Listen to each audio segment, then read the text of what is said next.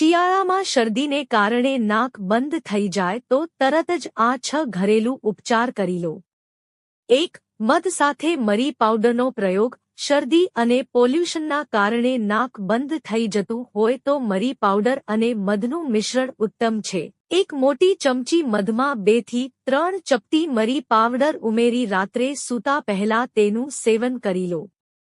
આનાથી તમારી બંધ નાક ખુલી જશે અને રાતે શ્વાસ લેવામાં તકલીફ નહીં અનુભવાય। આ સિવાય તમને શરદીમાં પણ રાહત મળશે। 2. હ્યુમિડિફાયરનો ઉપયોગ કરો।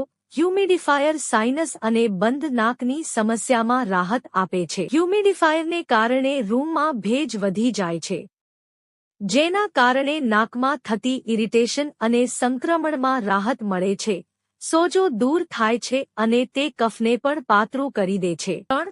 લસણ અને આદુ। લસણમાં એન્ટીફંગલ અને એન્ટીબેક્ટેરિયલ બંને ગુણ હોય છે, જે આ સમસ્યાના ઇલાજમાં મદદ કરે છે। આ સાથે જ તેને કફને પણ દૂર કરે છે।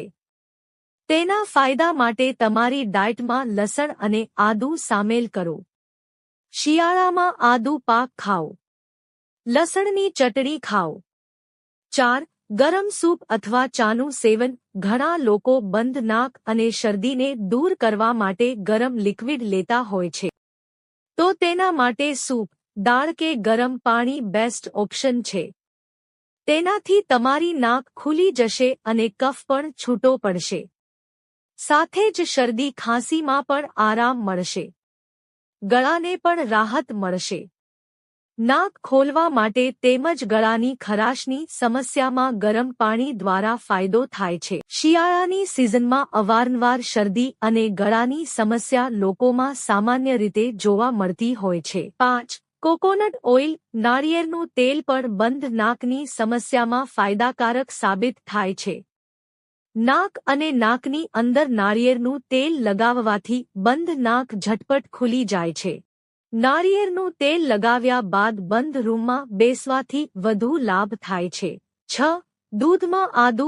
શરદી થઈ હોય તો ગરમ દૂધમાં આદુ ઉમેરી તેનું સેવન કરવું।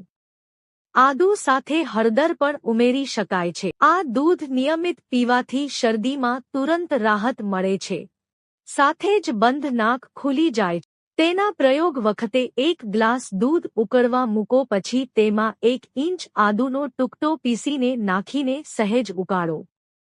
હવે ગેસ બંધ કરી તેમાં ચપટી હળદર અને સાકર મિક્સ કરીને આ દૂધનું રોજ સેવન કરો। મિત્રો, જો તમને વિડિયો પસંદ આવ્યો હોય તો વિડિયોને લાઇક કરો અને ચેનલને સબસ્ક્રાઇબ કરો। વિડિયો જોવા બદલ આપ સૌનો આભાર।